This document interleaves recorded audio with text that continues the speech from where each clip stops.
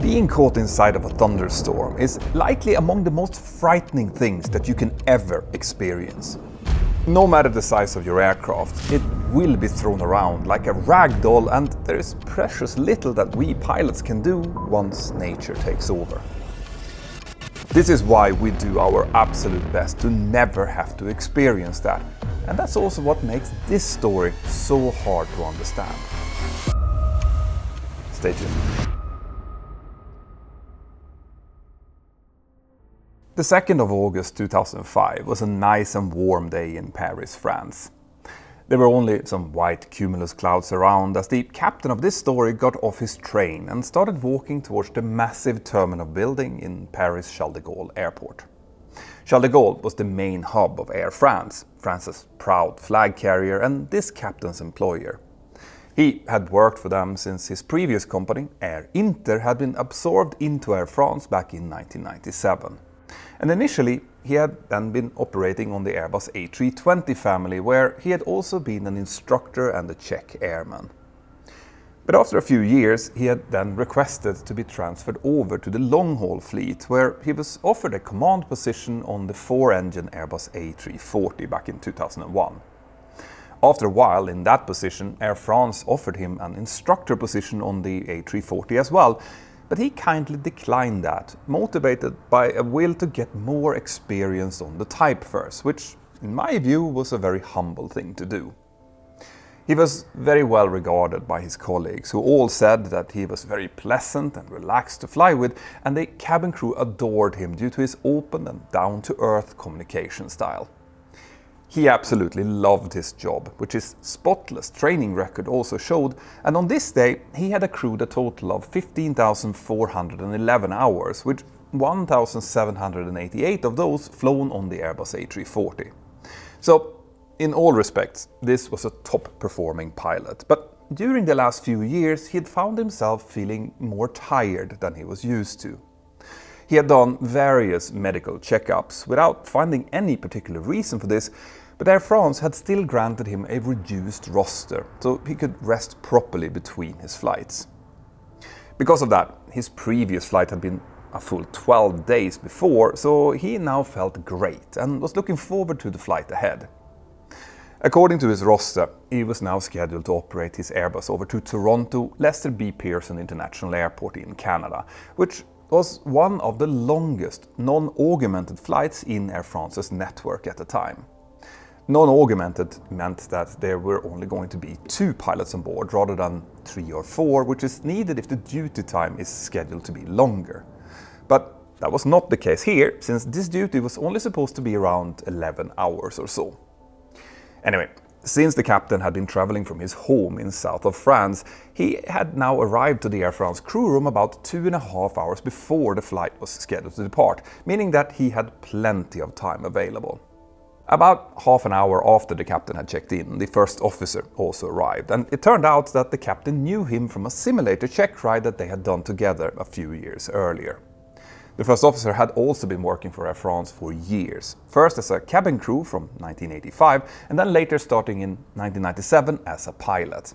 He also had a solid reputation in the company, both among management, instructors and fellow pilots, and had at the time of this flight accrued a total time of 4,834 hours, with just over 2,500 flown on the Airbus A340. The 2 pilots immediately started looking through the pre-flight briefing material and soon saw that there was a 30% chance of thunderstorms in the Toronto area later on. Because of that, they decided to take 3,000 kilos of extra fuel, which would enable them to hold for around 23 minutes if they would use Niagara Falls International Airport as their alternate, which is what their flight plan suggested. But this extra fuel also enabled them to reach several other alternates, which is a good idea when there are thunderstorms forecasted, since those storms can appear over a large area and therefore also affect several different airports. In any case, the weather in Toronto was great at the time that they were looking at the weather, and a 30% chance of thunderstorms is not really a huge deal, so I doubt that this fact increased the pilots' pulses to any great extent. There were also no NOTAMs or other issues that stood out, so they soon walked over to the cabin crew in order to give them a briefing about the flight ahead. There were 10 cabin crew rostered for this flight, but as it later turned out, 3 extra cabin crew members were also traveling as crew/passengers on this flight, something that would eventually turn out to become very, very important. Now, the captain had never flown with a lead purser before, but they quickly got on very well as the briefing continued and they started getting to know each other a bit better. Once everyone were happy with their roles and what needed to be done, the whole crew started making their way out towards their gleaming Airbus A340, which was waiting for them out by their gate. The Airbus A340 is a very large aircraft. Actually, it's the longest of all Airbuses. The Airbus A340-600, the longest variant, measures an incredible 75.5 meters, even longer than the A380, which is 72.7 meters. And the Airbus A340-300 in our story is also impressive at 63.7 meters, about the same length as the Boeing 787-9. And similar to the Airbus A380, the 340 also have 4 engines, but even though that's the case, it has always been known as slightly underpowered, with its 4 CFM56 engine just not quite providing as much oomph as we pilots would like. Anyway, this particular A340 was in a good technical condition, with no major open technical items recorded in its tech log. When the pilots got into the cockpit, they had already decided that the captain was going to be acting as pilot flying for the departure, and that the first officer would then take over and fly the aircraft during the landing. The reason for this was that the captain wanted to get a takeoff in during this flight, likely to avoid having to get into the simulator later on. You see, we pilots always need to have 3 takeoff and landings during the preceding 90 days in order to carry passengers, and for a long-haul captain with a limited roster, that could likely become a bit tricky at times. In any case, the pilots soon proceeded with their normal setup, whilst their cabin crew colleagues welcomed the 297 passengers on board. One of the passive cabin crew members were then invited to sit in the cockpit during the flight, whilst the other 2 took their seats in the cabin. Once everyone was boarded, the total head count included 297 passengers, 2 pilots and 10 cabin crew members, meaning 309 souls on board in total. And as soon as that was actually confirmed, the giant aircraft started pushing back and started up its 4 mighty engines. The pilots then started taxiing out toward the holding point for the active runway, and at time 11:53 UTC, that's 13:53 local time, Air France Flight 358 took off from Charles de Gaulle runway 09 left and started navigating towards its oceanic entry point for its Atlantic crossing. You see, the way these crossings are normally done is with the help of several predetermined oceanic routes, which are basically straight great circle routes spaced at regular intervals over the Atlantic. Every one of those routes have entry points, which are normally GPS-defined waypoints where the aircraft needs to appear at a given flight level and time in order to provide separation between each flight on that same route, since there is no conventional radar coverage over the ocean.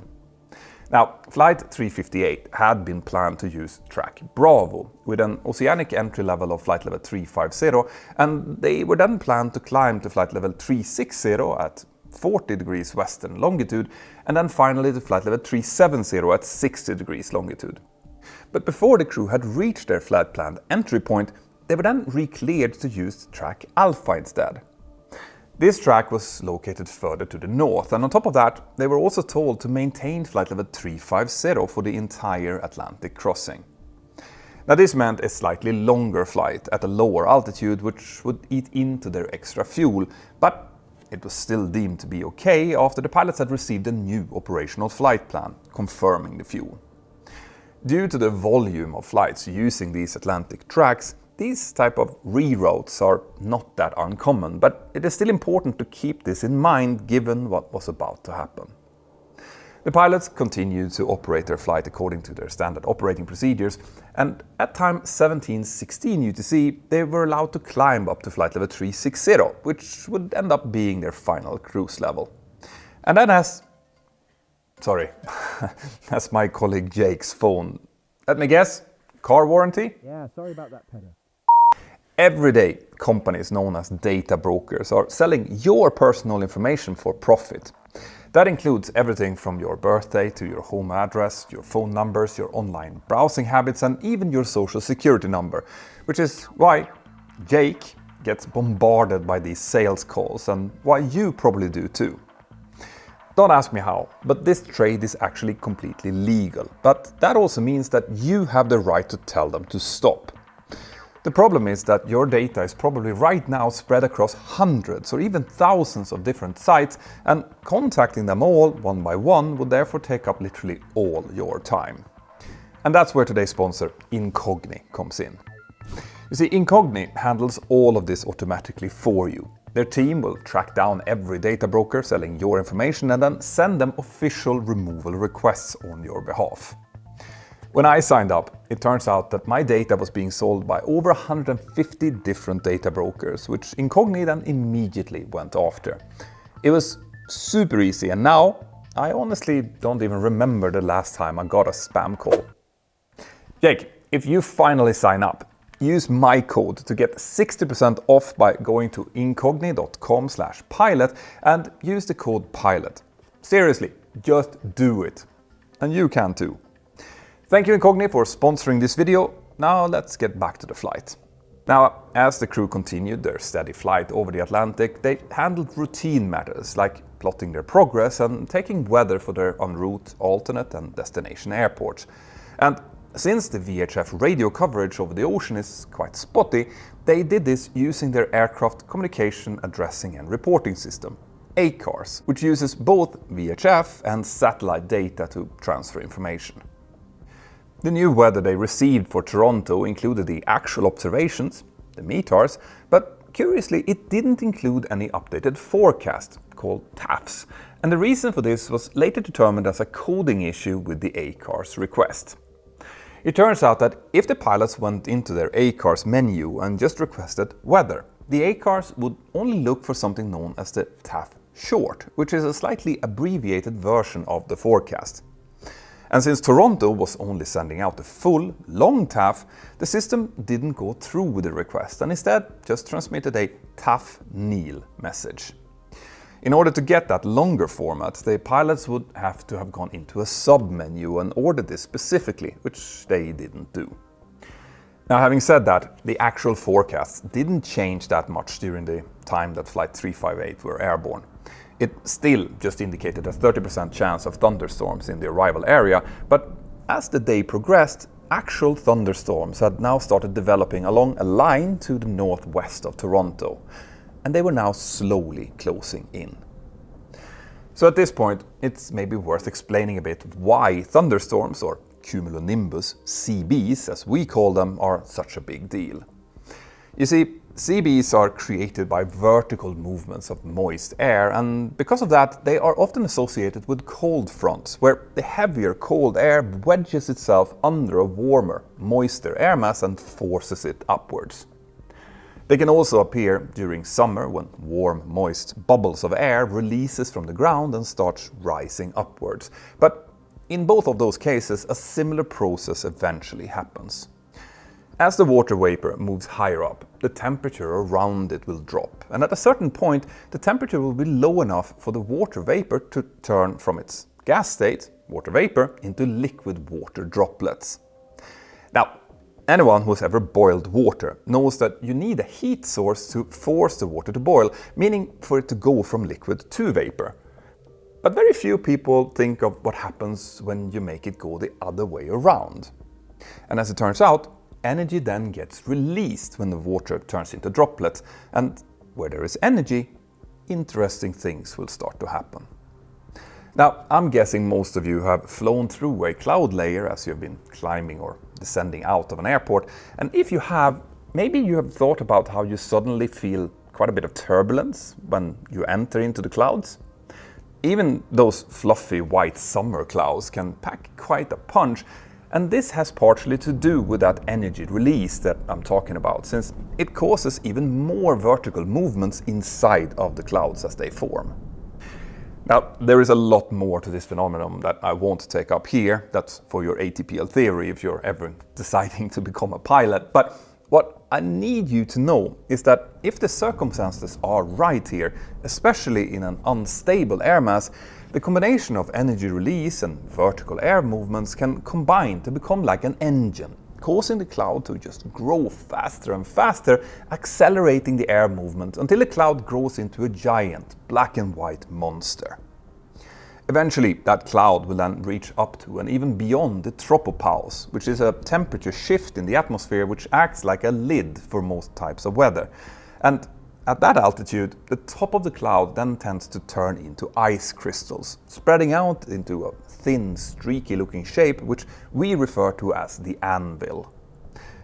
And when that happens, there will be enormous vertical movements inside of that cloud, enough to generate loads of static electricity and differences in charges between the top and the lower parts of the cloud, and the vertical air movements can be strong enough to allow ice pellets to travel several times up and down inside of the cloud, growing larger and larger until they eventually fall out of the cloud in the form of hail. And that static electricity and the differences in charges can then also create lightning. In extreme cases, this rapid movement upwards inside of the cloud basically turns it into a giant vacuum cleaner, which can have so much suction at the base that it can form tornadoes. So, knowing all of this, it should be abundantly clear why we pilots try to avoid these clouds like the plague.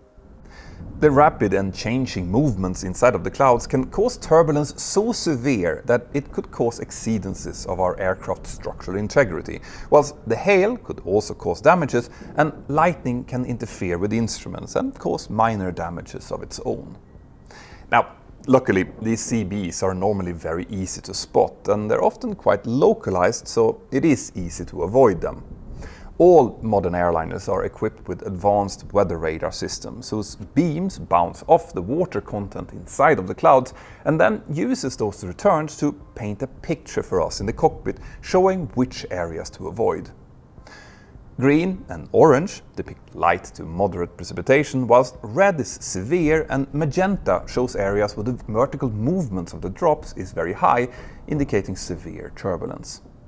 Now, our guidance is to always avoid red returns when they're associated with thunderstorms, and during the cruise phase, we always try to avoid on the upwind side with a minimum distance of around 20 to 30 nautical miles. And that's because these clouds can actually throw up hail through the top and then launch it several miles downwind, not to mention also cause quite a bit of turbulence. It is normally very rare that aircraft fly through these clouds whilst in the cruise, and the few times that this has happened, you will have normally heard about it in the news.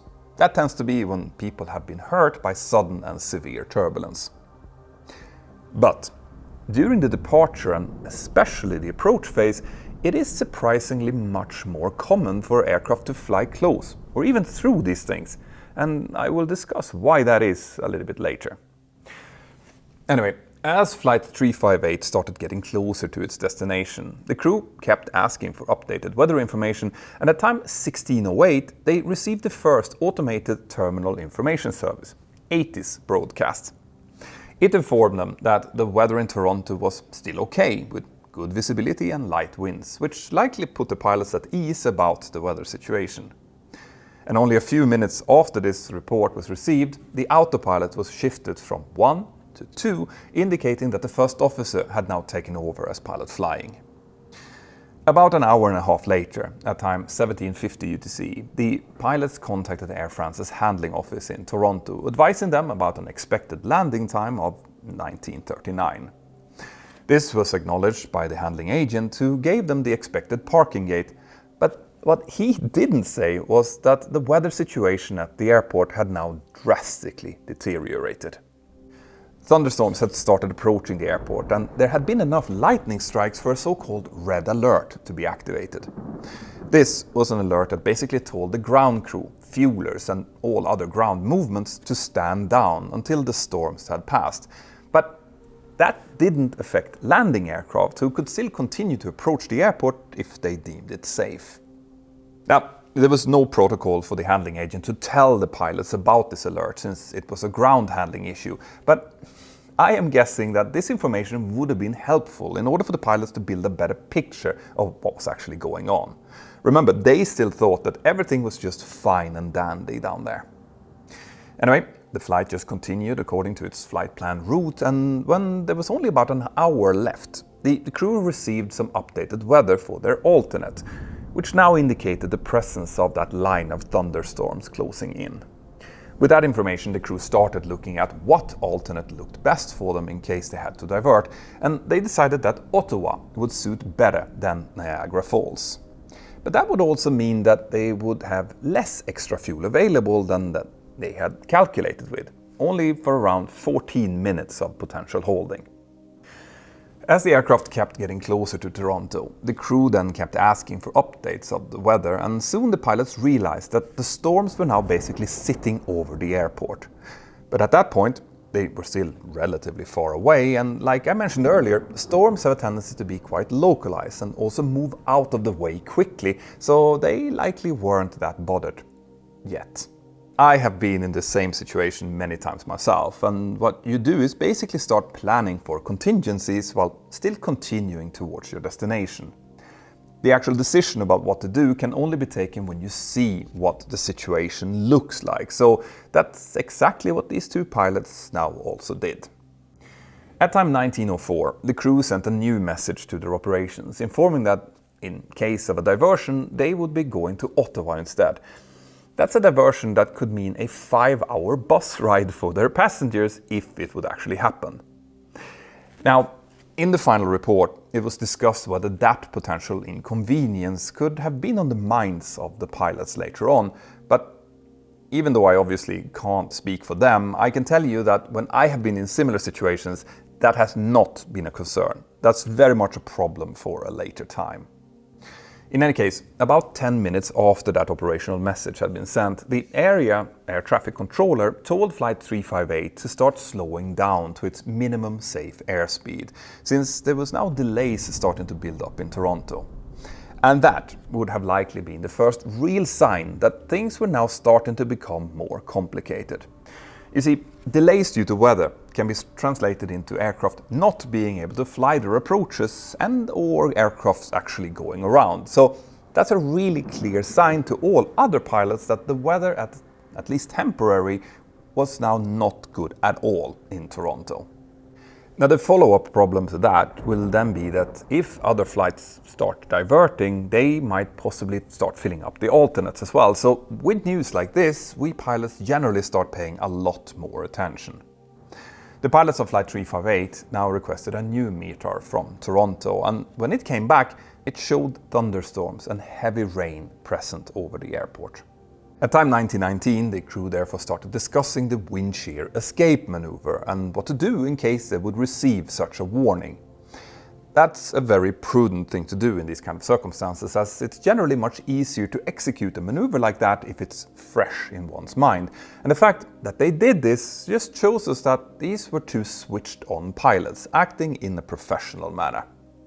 Air traffic control had first indicated that they could expect to enter a holding pattern to await further instructions, but before they could enter that hold, the controller instead started providing them with radar vectors to follow. And as the pilots did this, they also proceeded with asking for several heading changes in order to avoid the storm cells, who at this time reached as high as 45,000 feet around them, well above their cruising altitude. A few minutes later, the crew was advised that traffic had now started flowing into Toronto again, and that they could expect a further clearance at time 1950. But if you remember, they didn't have that much holding fuel available anymore, so 1950 would mean pushing their fuel endurance close to the time of when they would have to divert. But luckily, then already at time 1928, they were cleared for the Simcoe 2 arrival into Toronto, and soon also started receiving their first descent clearances. Their fuel was now down to 9.3 tons, and they were still 137 miles away from their destination, so as they continued to descend, the pilots now started discussing when or if they would have to declare minimum fuel. This is a call that has no real implication for air traffic control. It's just basically tells them that any further delays could lead to the aircraft having to declare a later fuel emergency, but it wouldn't provide them with any priority. In the case of Air France at the time, this was supposed to be declared if an estimated fuel on landing was going to be 1.5 times the final reserve fuel or less, which in the case of Flight 358 was 4,200 kilos. This means that the crew would likely have to declare minimum fuel if they decided to divert to Ottawa, and if they encountered any further traffic or weather-related delays during that diversion, well then that could lead to a fuel emergency. Now I'm telling you this because this all forms part of the pilot's decision-making process here. The less fuel you have, the more stressful a potential diversion will be, especially if there are thunderstorms around that might affect your alternate as well. And all of these small things will ultimately play a part in if we decide to try for an approach or just divert immediately. Remember how I mentioned before that it's very rare for pilots to ever end up inside of a CB cell en route, but much more common on approach or departure? Well, the reason for that also has to do with decision making. You see, the perceived cost of flying around a storm cell en route is very low. It has minimum impact on both fuel, time and workload, but avoiding a storm on approach normally means a lot more workload, longer time, and could even lead to a possible diversion. Now obviously, logic would tell you that not doing that could ultimately come at a much higher cost, an accident, but the human mind is a very curious thing, and it has a tendency to weigh in short-term costs much higher than it should. On top of that, Air France and basically all other airlines had very clear rules regarding distances and actions to take in case of an en route storm avoidance. But curiously, they had no such rules regarding the same during approach. Now, my airline have very clear guidance here. We are not allowed to start an approach if any red storm cells are closer to the airport than 3 nautical miles. But Air France had evaluated such a rule after a previous accident and had decided against it, since it would impede on the pilot's ability to take their own sound decisions. Now, in my view, even though that might sound good to some people, that's just rubbish. It is exactly in situations where our decision-making process might be compromised that we need safety-minded guidance to lean on. But maybe that's just me. In any case, Flight 358 now continued following its arrival route down towards the runway, and at time 1933 the pilots received an updated ATIS, who now stated that runway 24 left was in use with an ILS approach, and that the weather included severely reduced visibility in thunderstorms and heavy rain. Now, runway 24 left was the shortest available runway in Toronto, measuring 9,000 feet or 2,743 meters, which is still pretty long, but remember, the Airbus A340 is a big aircraft and it therefore needed quite a long runway to begin with. Another thing the ATIS didn't tell the pilots was why that particular runway was in use. As it turns out, the longer runway 23 had been refused by several aircraft due to the proximity of a storm over that approach path, and the parallel, runway 24 right, was not available because the ILS glide slope antenna had been struck by lightning, rendering it inoperative. Both of those facts would have been pretty strong reasons for considering to just divert, but like I said earlier, we pilots tend to take those kind of decisions at a quite late stage, when we know exactly how it looks at the time of our arrival. On top of that, there existed a faulty perception at the time that air traffic control would stop operations into an airport if the weather became too bad, meaning that as long as aircraft kept approaching, the pilots thought that it was still not dangerous. In reality though, ATC would always leave those kind of decisions up to the pilots and would therefore not close the airport due to things like the presence of storms or very strong winds. Another thing that is worth knowing about this now active runway was that it only included something known as a strip beyond the end of the runway of around 60 meters, but it did not include a recommended runway end safety area, or RESA, of a further 90 meters due to the presence of a ravine just beyond the end of the strip. But none of this information was available to the pilots as they now started getting ready for the approach. At time 1936, the first officer started briefing the captain about how he intended to fly the ILS approach. But curiously, this briefing did not include how to fly the missed approach procedure, nor the required landing distance. Now, when I first read this, I thought there must be a mistake of some kind. These pilots had been acting like utter professionals all the way up until this point, so why would they miss out on something as critical as calculating their landing distance, especially in weather like this? But when I looked into it a little bit further, it turns out that this was not required by Air France at the time. And in fact, if you remember my video about the accident of Southwest Airlines flight 1248, which would happen just a few months after this flight, they also lacked these same instructions. I'm saying this because sometimes it's easy for us to just slap our foreheads when we hear certain details in all the reports. But we have to remember that the industry have learned and progressed a lot in the last 20 years, which is one of the reasons why it is now as safe as it is. Today, we obviously make landing calculations, both before we dispatch, which includes large safety margins, and before we land to make sure that we can do so safely given the actual winds and runway conditions at the time.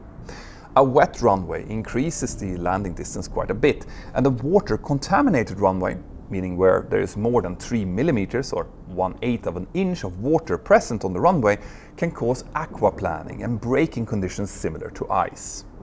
Now, not only will that have a huge effect on the amount of runway needed to stop, it will also affect how much crosswind an aircraft can accept, since it could otherwise lose directional control once it hits the runway. On the Airbus, these crosswind limitations were 15 knots going down to 10 knots depending on the braking action encountered, which is worth remembering. At time 1940, the crew requested a further update on the weather in Toronto, and they were advised that traffic was now flowing in, but that there was no update on how much more delays they could expect. The captain, who was now handling the radio, asked the controller to please keep them advised about the situation, and he then called up the lead purser, telling him about the bad weather and a possible diversion, and also that if that would happen, they would proceed directly to Ottawa. Again, this was a sign of how the captain kept his entire crew informed, and as it would later turn out, just telling the purser about the possibility of a go-around due to poor weather ended up heightening the vigilance of the entire crew, something that would later come to have profound consequences.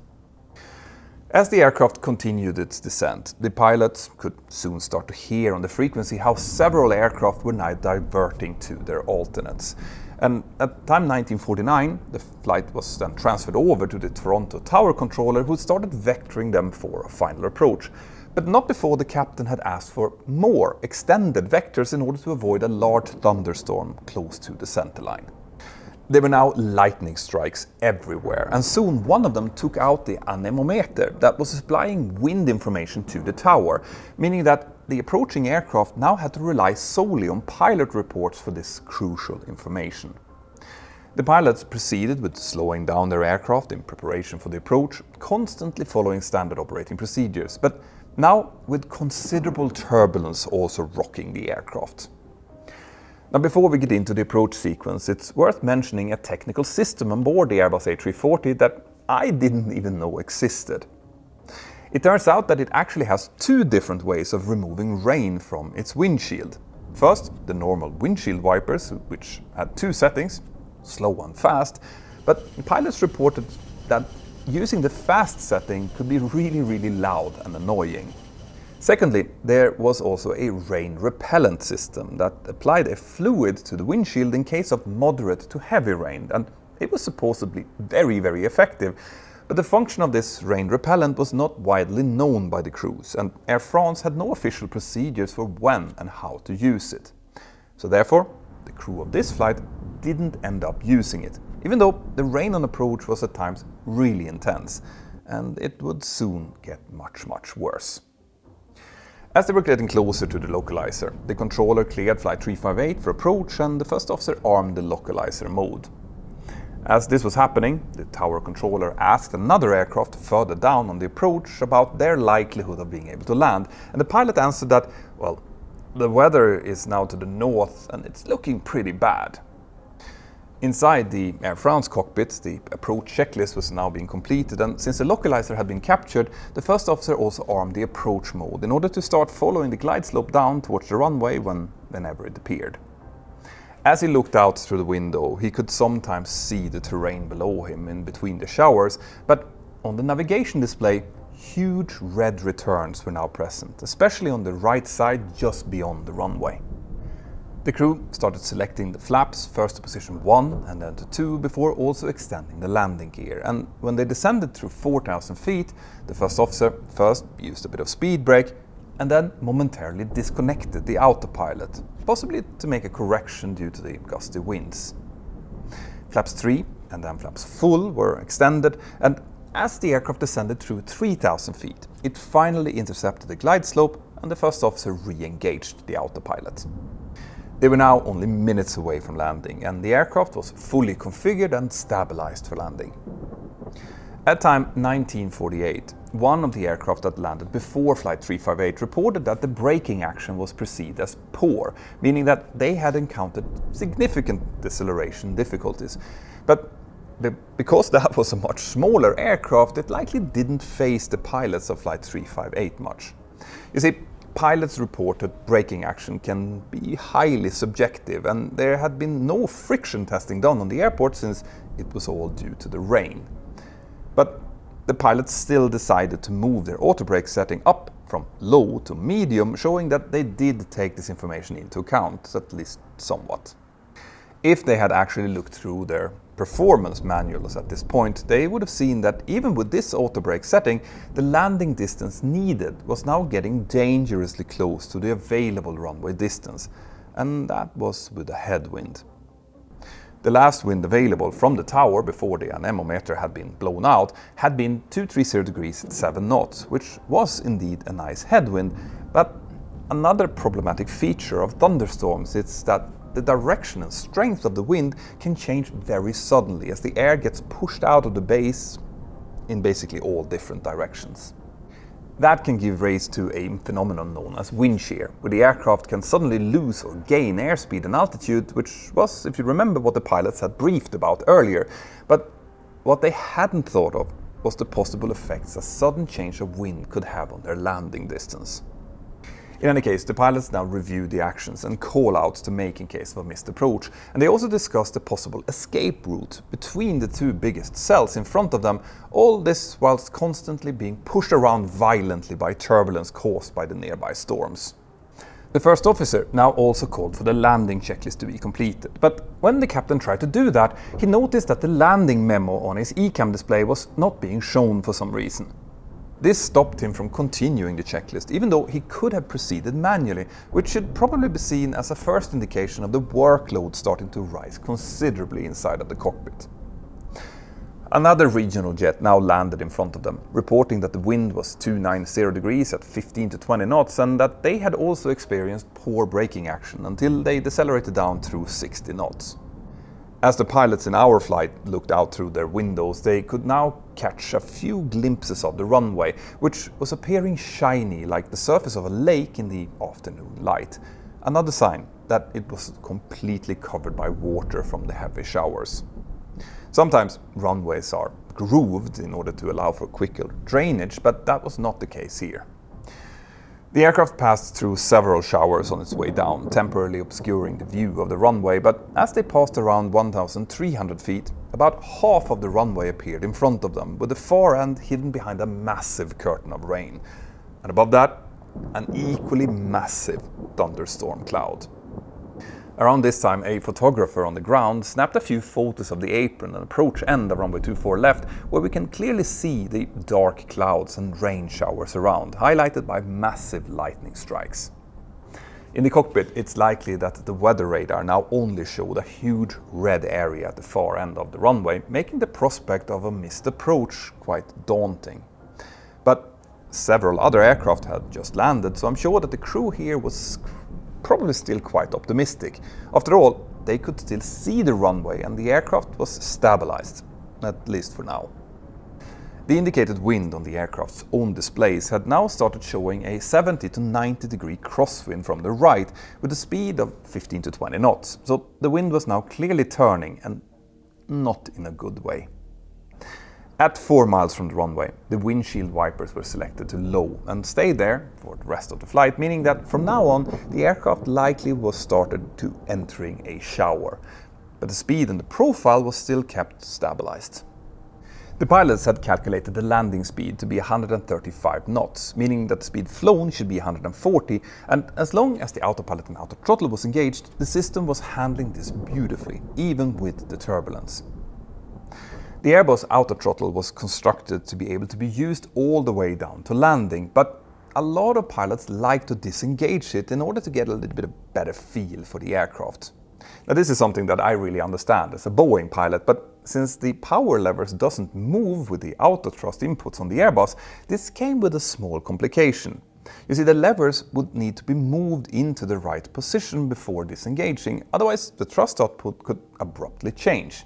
The autothrust could be disengaged either by pushing the disengage buttons or by reducing the power levels back to idle, which is how they were normally disengaged in flight, especially during landing. Anyway, at time 20:01 and 18 seconds, the aircraft descended through 323 feet, still stabilized and perfectly on speed. The first officer now disconnected the autopilot as they passed the minimums, with the captain calling out "land", and 2 seconds later the autothrust was also disconnected. Now, more or less in the same second as the first officer did that, the wind suddenly shifted into a tailwind, which caused the indicated airspeed to start going down.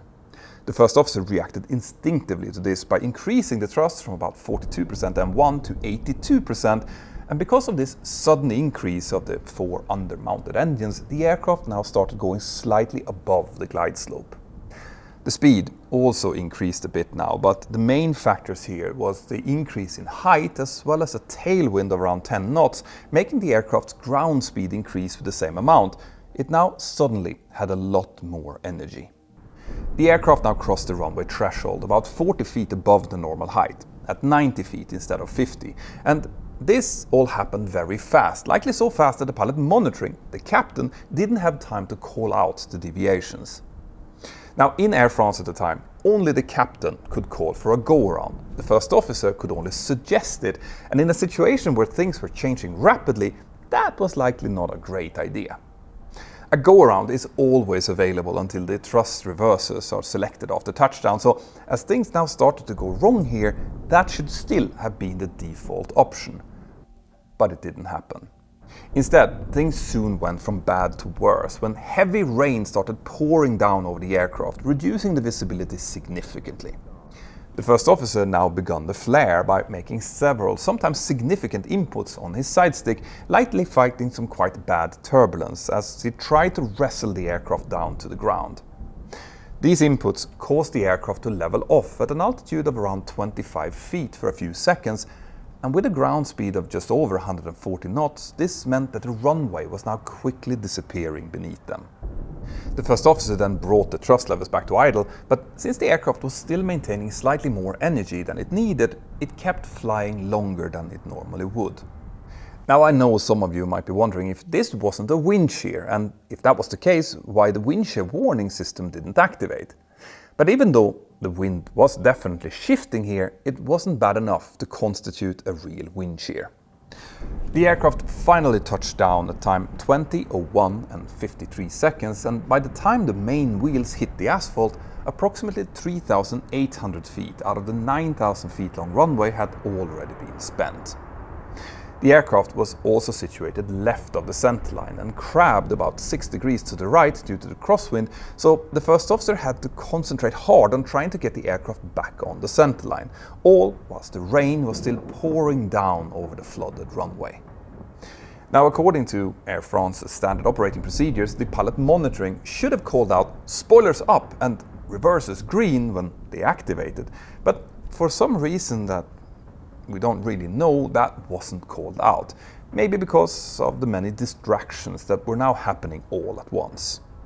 But the sad effect of that was that although the brakes and spoilers activated as designed, it took a full 12.8 seconds after touchdown until the reversers were actually selected, and then a further 3.6 seconds for them to reach full effect. That's a really long time in this situation. Now, like I mentioned before, the pilots could still have chosen to go around through a maneuver known as a balked landing until the reverses were selected, but now, once they were selected, that was no longer an option. It's hard to say why the pilots decided to go through with the landing in these obviously unsuitable conditions, but it is possible that the severity of the thunderstorms in the go-around direction ultimately left the captain with a perceived lack of choice here. Anyway, the aircraft was now careening down the runway with no chance of being able to stop on the remaining distance. So at time 20:02 and 19 seconds, the giant Airbus exited the paved runway at a terrifying speed of around 80 knots or 148 kilometers per hour. In the cabin, everything now started shaking violently as the overhead bins opened up and the things inside spilled out onto the floor and occupants. A passenger later described the sensation as being in a car crash that just went on and on and on. It's estimated that the actual crash sequence took around 15 to 20 seconds. That's a long time to be experiencing something like that. The aircraft now continued rolling over a service road inside of the airport perimeter before it continued out through the airport fence over a road called Convair Drive and then down into the nearby ravine. Its gears collapsed and it soon also took out a concrete pillar that was holding parts of the approach lights for the opposite runway. The violence of this ride somehow managed to open up one of the emergency exits, the L2, while the aircraft was still moving, and since the fuel tanks were punctured when the aircraft started sliding over the field before it reached the ravine, the fuel soon ignited, causing black smoke to start entering the aircraft through the now open exit. When the aircraft finally came to a stop down in the ravine, the fire quickly intensified, meaning that there was now potentially only seconds available for the crew to get everyone off. The captain had been badly hurt in the crash, but was still able to move, and thanks to the cabin crew having been extra alert from his earlier briefing, they now sprung into action. The lead purser was first not aware about the fire and told the passengers to remain still in their seats, but he was then quickly alerted of the fire by one of his colleagues and therefore immediately started the evacuation. He then informed the captain about the fire, which led to the captain pushing the evacuation button in the cockpit, but neither that system nor later the PA system would work since its power sources had been badly damaged. Several emergency exit doors were also blocked due to the fire and conditions outside, so the crew had to redirect terrified passengers to the exits that were still usable. And the 3 extra crew members were very helpful in this situation, helping with opening doors and redirecting passengers. In the control tower, the visibility was still poor due to the rain, but the controller did see a few orange flashes as the aircraft landed, causing him to activate the crash alarm. And the fire crew had also been watching the landing, meaning that when the crash alarm activated, they were already on their way, reaching the crash site within a minute of the alarm. All in all, everyone, the fire crew and especially the cabin crew, did an absolutely fantastic job here, evacuating all passengers and themselves through 4 out of the 8 emergency exits, before the aircraft was completely engulfed in the fire. And that's even though several passengers insisted on bringing their carry-on luggage with them, even one blocking the aisle while trying to retrieve it, forcing the evacuation of his fellow passengers to take a different route. Out of the 309 passengers and crew, only 12 received serious injuries in this horrific accident, but everyone ended up surviving. The investigation was started immediately and soon found that the primary cause of the accident was the flight crew's decision to conduct the approach through a severe and rapidly changing thunderstorm. This was found to have been partly caused by Air France's lack of rules regarding how close to a thunderstorm an approach was allowed to be flown, as well as the non-requirement of calculation of required landing distance before the approach was started. The flight crew's decision to not go around, combined with handling difficulties, a long landing and late selection of reverse thrust, then ultimately led to the runway excursion. Now, the lack of a proper full-length runway safety area for runway 24 left was also highlighted by the report, and there actually exists a great way of substituting these RESAs in places where they're not feasible. And that's something known as an Engineer Materials Arresting System, or EMAS. This is basically a crushable material that can be placed at the runway ends, which an out-of-control aircraft will then sink into and decelerate rapidly in a controlled manner. This is a great solution, which I personally think should be used way more. There were several safety recommendations coming out of this report, one of the biggest being the need for pilots to do proper landing calculations, especially during poor weather. But personally, I also think that this should serve as a grim reminder of the dangers of flying approaches close to thunderstorms. If you are a pilot out there, just wait or divert. It is not worth it.